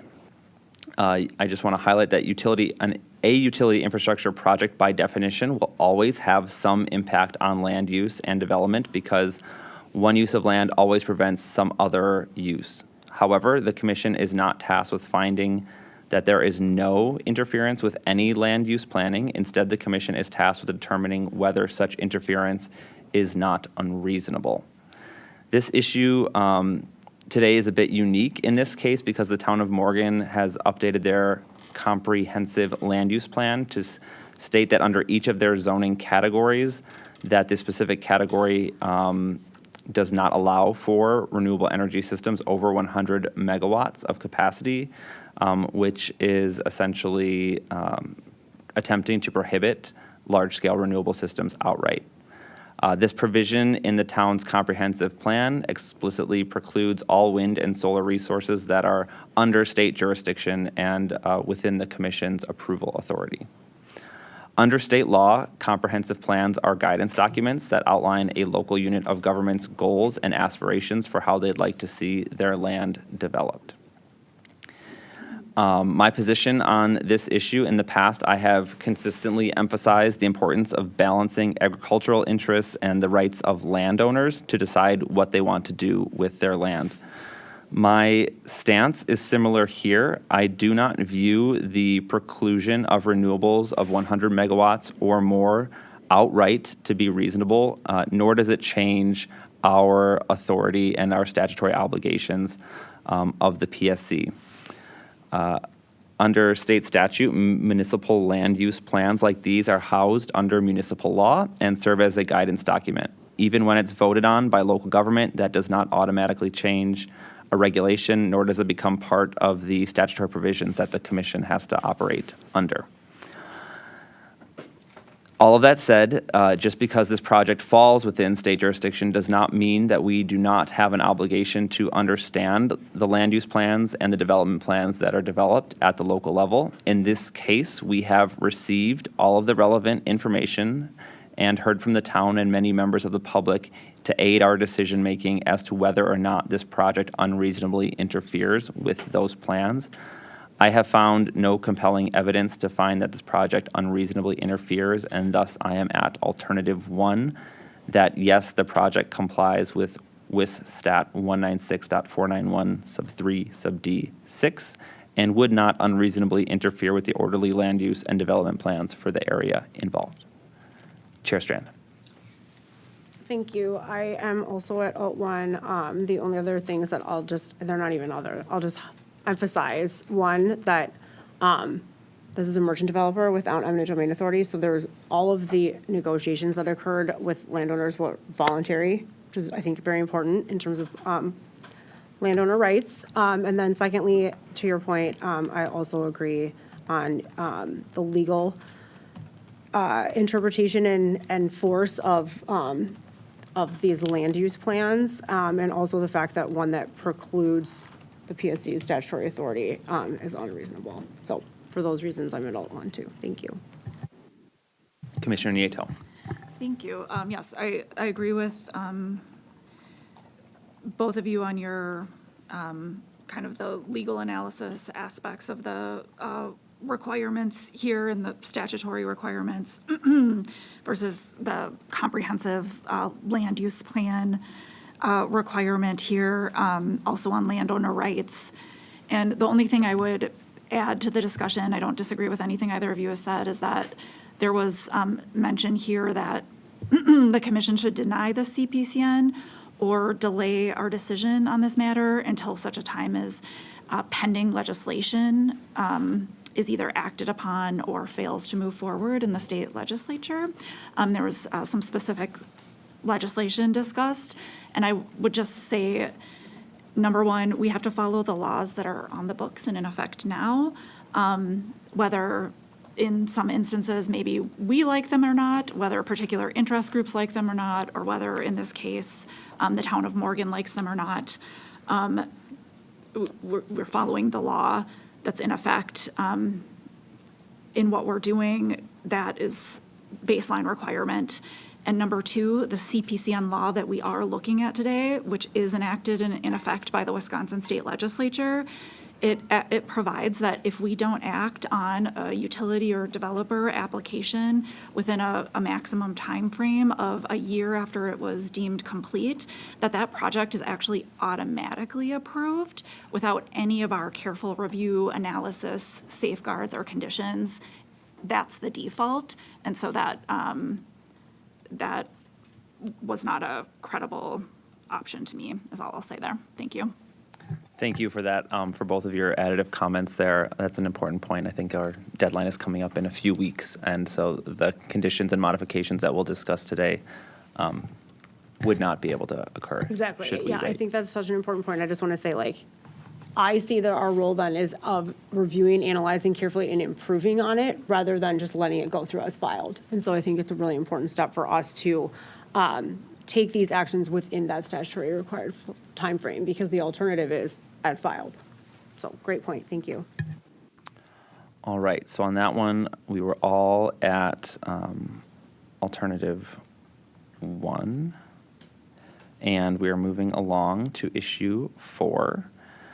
Issue 4 asks whether brownfields were considered for siting the project to the extent practicable.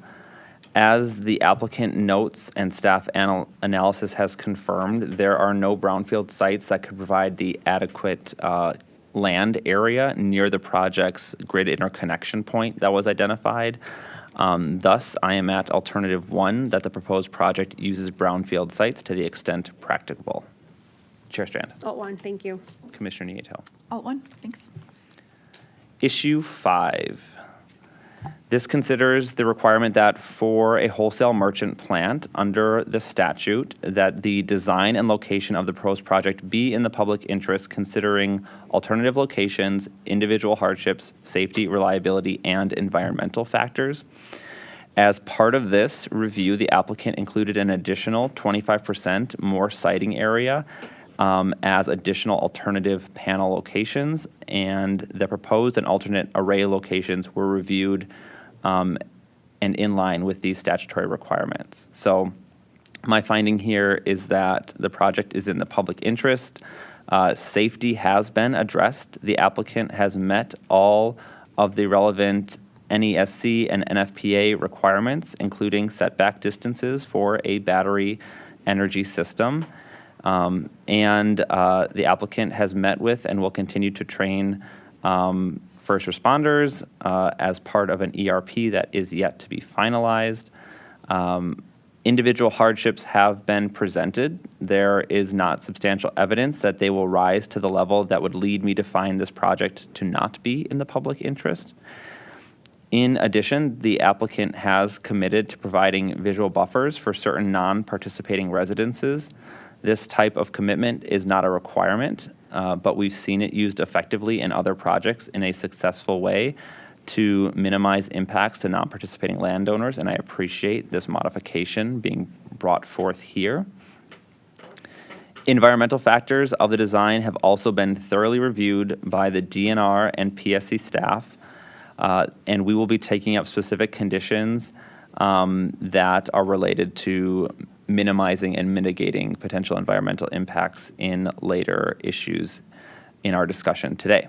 So I am at alternative 1, that the proposed and alternate solar array sites meet the siting criteria of the statute. Chair Strand. Thank you. I am also at Alt 1. I will just restate, 1, the voluntary participation helped me in that position. 2, I thought that the record demonstrated that the applicant engaged with members of the public and was committed to work with adjacent landowners on screening and other mitigation efforts, and so I appreciated seeing that there.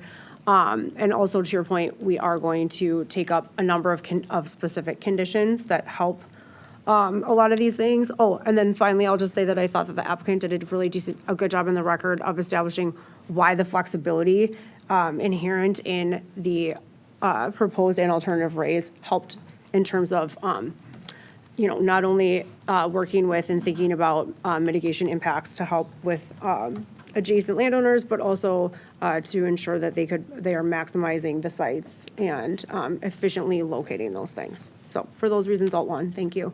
Thank you, Commissioner Nieto. I was at Alt 1 here as well, and to what you're both saying about I think some of the flexibility to pursue those mitigation efforts, in addition to the visual buffers. I think, so first of all, the visual buffers, working with those properties on those, that I'm glad that was offered. I'm glad the applicant came in with a plan for that, and I'm highly supportive of those as developers do those, and I appreciated it. And I did hear the applicant saying at the hearing that during that on-the-ground construction work, there's always some iterative planning and design that occurs, and during that iterative planning and design, they were additionally open to continuing to work with those adjacent landowners, and I appreciated that that discussion or that commitment being made in line with what both of you are saying about further mitigation. And then also just on the issue of safety, I know we'll have more discussion about safety and order conditions related to that to come as well. Thanks. Thank you both. We are now on to issue 6. And I'm scrolling because this is a long issue. And this issue presents us with a long list, look at that, of standard conditions that are typically included in a merchant developer CPCN, such as this one. I'll note that there is a new condition on this list, which is labeled as T4, which requires the commission to be notified of final land use impacts. While the commission typically receives final engineering plans, the final breakdowns of acres impacted is something that we have not typically received, and this would be a very simple number for the applicant to provide as the final flexibility that Commissioner Nato was just speaking to. As things potentially shift, we're able to then get the accurate capture of the land use impacts that have all been holistically studied as part of the environmental assessment. But as we get down to the final nitty gritty, we can just get a final report out of what those impacts are. So that's what T4 is. The applicant is generally supportive of all of these proposed standard conditions except for the one that requires a summary of competitive bids received within the quarter, if any, and they argue that the condition does not apply to them as a merchant developer. The town of Morgan does not support the conditions unless several of their own are included, which includes Fox Solar being required to adhere to all of the town's requested edits to the draft JDA, as well as other proposed modifications and reporting requirements. My position on all of these conditions. So regarding the applicant's concern with the competitive bidding condition, I believe that the as applicable language that we have included in this condition addresses the applicant's concern and leaves this condition as not applicable to the applicant. So I'm fine with T6 as drafted in our DM here. And regarding the town's positions on these conditions, I have consistently opposed requiring the execution of a JDA as a condition of approval of a project, as that unreasonably shifts the balance of negotiating power between two parties, one of which we do not have jurisdiction over. As for the requested reporting, it would be inappropriate for the commission to require all reporting that comes to the commission to also be sent to the town of Morgan. The commission has specific responsibility and jurisdiction that does not always align or doesn't really transfer to what the applicant should do as it relates to a local unit of government.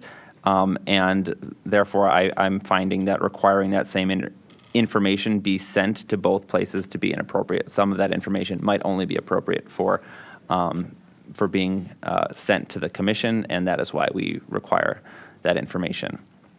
And lastly, I believe it would be unreasonable to require the applicant constantly update the BESS system as technology evolves.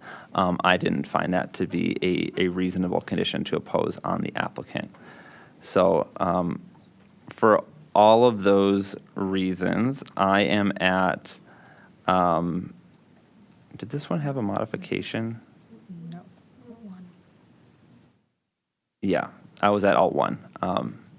Thank you. Chair Strand. Thank you. I don't have much to add. I will just say that, again, back to what Commissioner Nato brought up regarding the statutory timeline and what happens if we don't act within it. These standard conditions would not be imposed on this project. So this is a great example of the type of review, analysis, and improvement that takes place during that period, and why it's important, evidence of why it's important for the commission to act within those timelines. So thank you. I will just say out loud that I am at alt 1 and I support the inclusion of all these conditions, but including the new one that you pointed out in 6T4. But I will just say that, in my opinion, this is not a standard condition yet. So again, I'm supportive of it being included here, but I don't think it should just now automatically appear on our staff's standard condition list, given its newness. Almost all of the other ones on this list have been the product of evolution over a number of applications and years, and then kind of we coalesced around the standard condition in the language, but that journey does not apply to this one specifically. And so I'll just for going forward, just kind of put that out there. But Alt 1, all conditions here. Thank you. Thank you. I'm at Alt 1 as well, including the new condition. Good point on the process of new conditions being added to the standard order condition list. I hadn't thought about that when considering this. I'm supportive of the condition, but also supportive of the typical process. I have a few more notes I would make on some of our conditions, but saving those for a future issue, depending on what my colleagues say for those. Thanks. Sounds good. And to Chair Strand's point, I did discuss that with staff as well. And one thing that I focused in on was that the information requested in the new condition could be derived from the information that we already get from a standard condition that requires the final plans. It's just, I kind of viewed it as an easier path to the information that's more feasible, frankly. So it was part of a standard condition, but I agree, it is new and it did not follow the typical process, so thanks for flagging that. All right, so now we are at, I've scrolled too far. We are at issue 7, which is the consideration of project-specific order conditions. The first 7, which are issues 7A through 7H, are proposed by the town of Morgan, and the last few are proposed by the DNR. And here we are going to start with 7A. The town of Morgan is requesting the commission require the applicant develop an emergency response plan to be approved by the town itself. For this issue, I am at alternative 3 for this, that the proposed condition is not necessary for approval of the project. I do not believe that this requirement is needed as a condition of approval. The applicant will finalize an emergency response plan, and I do not believe it would be appropriate to require these items that are listed out here in 7A to be a part of it. There are several components of this request that are already achieved, specifically A.I and A.J. And it's not appropriate, again, for the commission to require the applicant to do something that requires the approval of another entity. I believe that is outside of our authority and creates an unreasonable point of leverage for the development of a plan such as this. So for those reasons, I am at alternative 3. Chair Strand.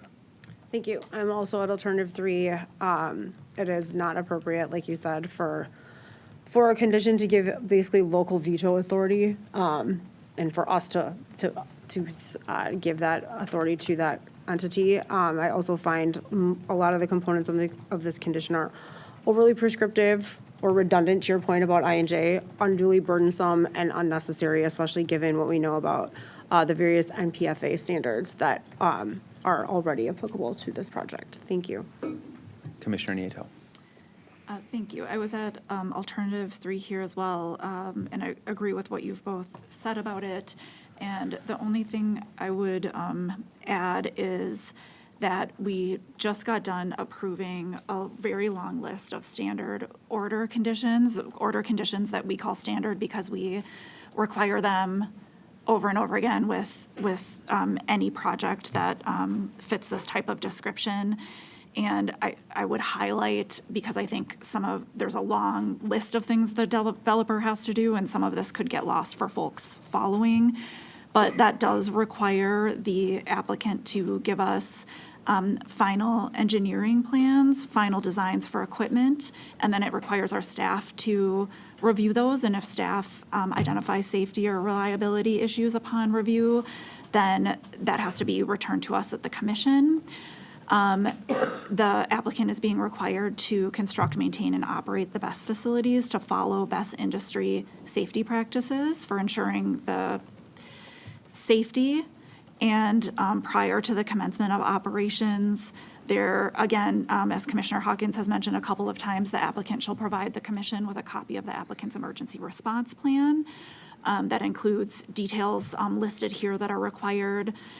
And then the applicant has to provide reporting on any safety incident that occurs regarding the battery system whatsoever.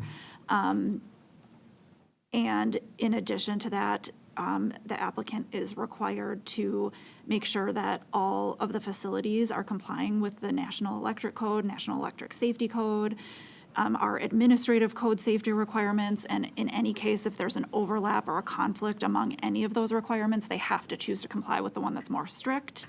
And then the applicant has to follow up with all the commitments they've made to the commission in this docket.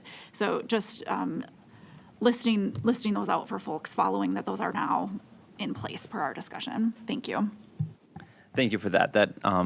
You did a great job of highlighting some of the key conditions here that do get at those core safety issues that were discussed throughout the record here, and sort of restated why we do have a robust set of standard conditions. So appreciate that. So now I've lost where I was. I've gone back too far. Thank you. I think it's B. 7B, all right. So, wait a second. 7B considers a condition proposed by the town of Morgan to prohibit the use of materials containing PFAS. And for this one, I am at alternative 3, that the proposed condition is not necessary for approval of the project. While I understand the town of Morgan has a lot of concerns about potential PFAS contaminants from solar panels, the applicant was responsive to questions on this subject and provided very detailed responses on possible sources and locations of PFAS.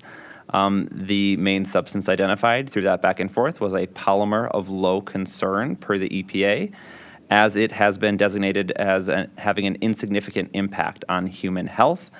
Furthermore, the applicant has provided evidence that the likelihood of PFAS seepage and location within the solar panels is extremely unlikely from getting outside of those panels. So the record, in my review, underscores the safety and proper handling of all equipment involved, which in my eyes makes this condition unreasonable. So I am at alternative 3 on 7B. Chair Strand. I am at alternative 3 for the exact reasons that you mentioned. Thank you. Thank you. Commissioner Nieto. Also at alternative 3 for those reasons. Thanks. Thanks. We will move along to 7C. And here we are considering a proposal by the town of Morgan for groundwater and soil testing around the project site. This condition, like the last, was brought up with specific concerns related to PFAS. Similar to the last issue, I am at alternative 3 here. The proposed condition is not necessary because these panels do not pose safety risks to water or soil. Beyond the evidence I referred to on the prior issue, there is also evidence in the record to suggest that the soil health and water quality will increase from the inclusion of a diverse range of vegetation as proposed by the applicant and as opposed to its current use as agriculture land. So for this reason, I'm at 3. Chair Strand. All 3 for those reasons as well. Thank you. Commissioner Nieto. I was at alt 3 on this one too. Thank you. Thank you both. 7D considers a condition proposed by the town of Morgan to continuously monitor decibel levels during construction and providing financial compensation dependent on the noise level recorded. The applicant is against this proposed condition because and citing that there will be minor disturbances associated with construction activities. For this issue, like all of our applications, I thoroughly reviewed the construction plans and the noise studies and the distances between the project and residences, and I am at alternative 3 for this, that the proposed condition is not necessary for approval of the project. There was a very thorough study conducted by an expert witness that found that the project will comply with our state's wind noise ordinance. We do not have one for solar, but this does apply to that we typically use for solar projects. In addition, there was detailed information and descriptions of the types of noise impacts that can be expected during construction. The applicant has also agreed to reasonable restrictions on the times when the loudest component of construction, which was identified as pile driving, would occur. So for all of those reasons, I did not believe that this condition was necessary. I was at all 3 again. Chair Strand. I'm at all 3 on this one as well for the reasons you mentioned, and as you both are well aware, I am also not supportive of ordering conditions that will very clearly impact the schedule of a project and therefore the budget of a project. And these kinds of restrictive requirements are unduly burdensome and would unreasonably affect the schedule and the budget and make this project take longer and be more expensive, which is a problem. So all 3, thank you. Thank you. Commissioner Nieto. Thank you. I was at alternative 3 for this one as well. I appreciate what you both have said. Thanks. Thank you both. We are now on 7F. And this issue, let's see, this asks the commission to consider a proposed condition by the town of Morgan to limit the hours of construction activities to Monday through Friday from 8 a.m. to 5 p.m. The applicant notes that they have already agreed to limit pile driving activities Monday through Saturday, 8 a.m. to 6 p.m. I find that this additional restriction beyond what the applicant has already agreed to be unreasonable based on review of this project. I do not see any concerns with the proposed construction plan, and I find it unreasonable to micromanage the construction timeline. Similar to what Chair Strand was just saying, this condition would simply serve to expand the number of weeks that the construction was occurring over. And for those reasons, I am at alternative 3, that the condition is unnecessary. Chair Strand. Thank you. All 3 same reasons. Again, what I said about D applies to F as well and would have that kind of compounded effect. So Thank all you. 3, thank you. Commissioner Nato. Alternative 3. Thank you. Thank you. 7G requests a condition to require the applicant to conduct an agricultural impact study, both pre and post-construction.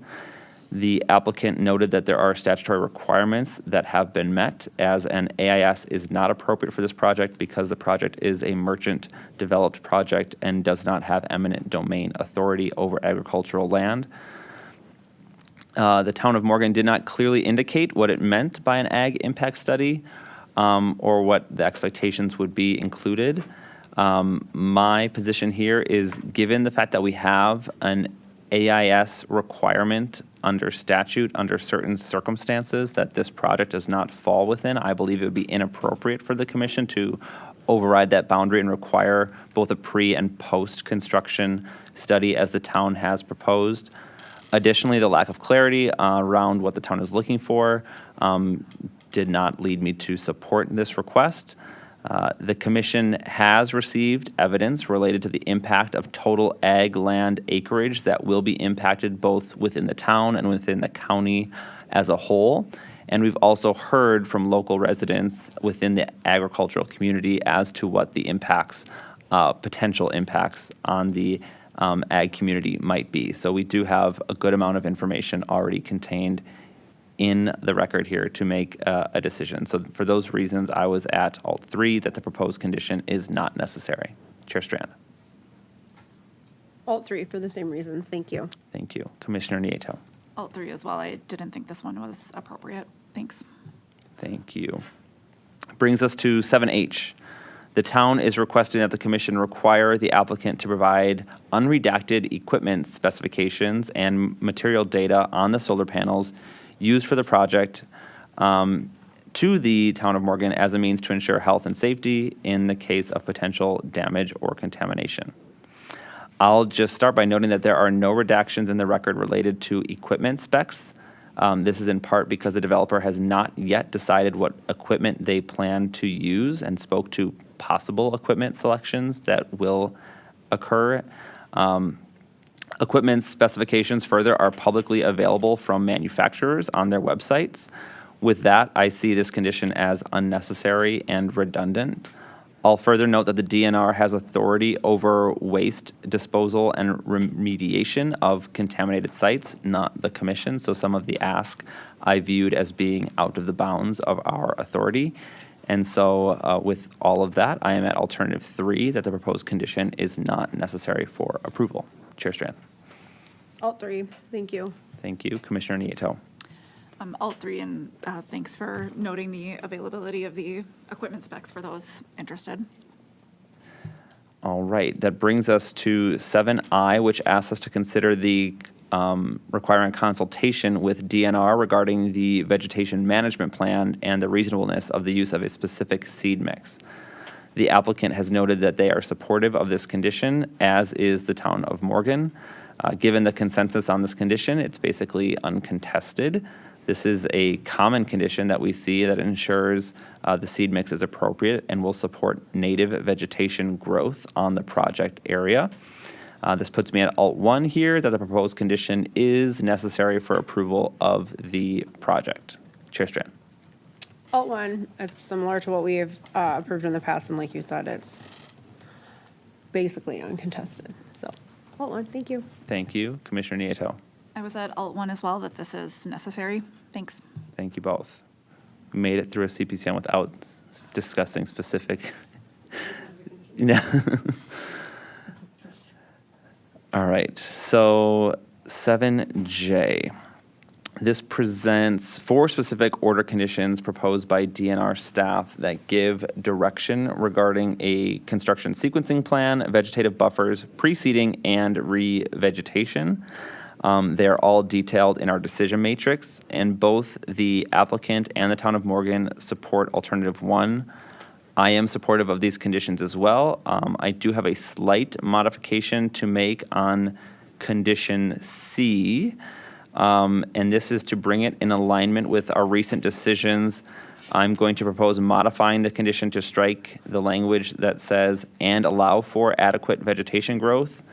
The final condition C would read, the applicant shall precede the project area prior to land disturbance to minimize the amount of land susceptible to erosion. I believe we now are just sort of having a timing issue where this has sort of been adjusted, but not yet in all dockets that are before us. For those reasons, I am at alternative 2 with the minor proposed modification that I just spoke to. Chair Strand. Thank you. I'm also at Alt 2 and support that modification and appreciate you bringing it up. So we're consistent. Thank you. Great. Commissioner Nieto. Yes, thank you for flagging that modification that we've used before. I'm also at Alt 2 and support these conditions strongly, and other conditions that we have that provide erosion and runoff protection are important to, again, some of the water quality and other issues that have been raised in this record. So thank you. Thank you. 7K considers an order condition proposed by DNR staff for the applicant to submit a site-specific winter stabilization plan with within the stormwater pollution prevention plan, including measures to stabilize bare soils during winter. This condition has been agreed to by the applicant, and commission staff note that such a condition could mitigate potential erosion and sediment discharge from the project onto adjacent properties or waterways within the project area, and highlight that such a plan need not be overly burdensome for the applicant. And we've, I think, really all evolved our understanding of what this condition entails. I agree with staff's analysis on this condition, and for that reason am at Alt 1 that the proposed condition is necessary for approval. Chair Strand.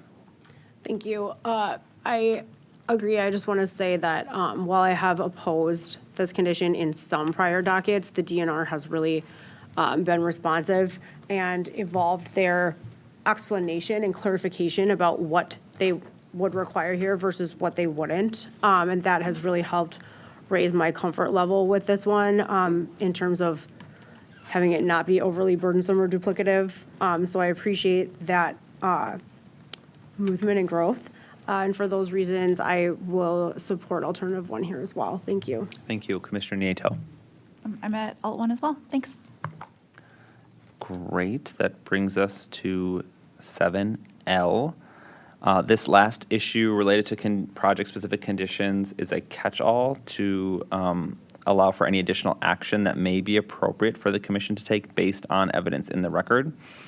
I'll note that the applicant argues that there are no additional requirements that are needed, and that they believe that the project has demonstrated compliance with all the applicable requirements under the statutes. The intervener, the town of Morgan, however, reiterates here proposals for conditions to require additional action by the developer, including adherence to commitments made in the decision matrix and the JDA, as well as access to 24/7 communication with the project manager. Consistent with my position in the discussion for project-specific conditions proposed by the town of Morgan, I do not find these additional conditions reasonable. I find that the project has met every requirement that is required by the commission to review and is consistent with the statutory requirements under those. And so I'm at Alt 3 here, that there are no conditions based on the record before us that are necessary for approval under 7L. Chair Strand. I'm at alternative 3 for the same reasons. Thank you. Commissioner Nieto. I was in the same spot. All three, thank you. Thank you. 8, we are asked to consider whether or not the commission has applied with WEPA pursuant to Wisconsin statute and admin code rules. As is standard with a project of this nature, an environmental assessment was prepared, as I spoke to in my opening comments, by the commission and DNR staff jointly in accordance with WEPA. The results of the EA determined that an EIS was not necessary, and I am at alternative 1 that yes, the commission has complied with WEPA. Chair Strand. Alt 1 for the same reasons. Thank you. Commissioner Nieto. Alt 1, thank you. Thank you. 8B, in addition to complying with WEPA, we are asked to consider whether the proposed project will have undue adverse impacts on other environmental values as required by Wisconsin statute. The impacts on these other environmental values are considered in the planning and design of the project and further emphasized through the inclusion of order conditions proposed by the DNR representatives to mitigate potential environmental impacts, as we have just discussed in previous issues. Noting the commitment made by the applicant related to visual buffers that we discussed earlier and the overall design and safety features of the project, I am at alternative 1 that no, the proposed project will not have an undue adverse impact on other environmental values. Chair Strand. I'm at Alt 1 for the same reasons. Thank you. Commissioner Nieto. I was at alternative 1 here as well, and I think there are a lot of environmental values discussed in this record and a lot of protections, requirements, and commitments that go to protecting, potentially improving the soil health, protecting, potentially improving water quality, air quality, et cetera. But one thing I would specifically call out is there was some interesting discussion around decommissioning the project. There is a decommissioning plan discussion, and there was a discussion in the record taking kind of a portion of that decommissioning plan and a portion of the EA and construing it to mean that the project might be abandoned, and that certainly is not what the actual words say and read in the plan, and the plan provides specific milestones under which the decommissioning plan will go into effect and start to work. So I just wanted to flag that for anyone who is concerned that the plan would be, or that the project would be abandoned. And those requirements, along with all of these, if the project is acquired, purchased by a utility, those all have to transfer to anyone who acquires the project as well. They exist as requirements for the life of the project. So wanting to make that clear here. Thank you for that, and appreciate you raising that. And one thing that I've mentioned in other merchant projects as well, similar to this one, there was discussion of the developer building the project and then just abandoning ship. But I've highlighted that the goal of a merchant project is to make money, and so it's in their economic interest not to abandon ship and just sort of leave the project in shambles, as was discussed in various parts of the record. So thank you for highlighting that. Issue 9. Finally, the commission must decide whether the record demonstrates that the project satisfies the required criteria. Under Wisconsin Statute 196.491 sub 3, as discussed today, here I am at alternative 2 that yes, the commission should grant the CPCN for the project with the conditions that we have discussed. Chair Strand. Alt 2. Thank you. Thank you. Commissioner Nieto. Alt 2, thank you. Thank you. With that, I believe we are ready for a motion.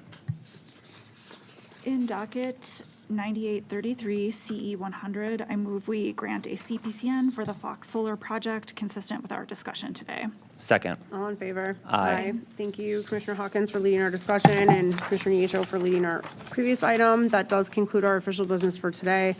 Our next open meeting is scheduled for Thursday, May 28th, 2026 at 10:30 a.m. May I have a motion to adjourn? I move we stand adjourned until Thursday, May 28, 2026 at 10:30 a.m. Second. All in favor? Aye. We're adjourned. Thank you. Maybe if your children were to be sleeping next to a bed, it would feel different.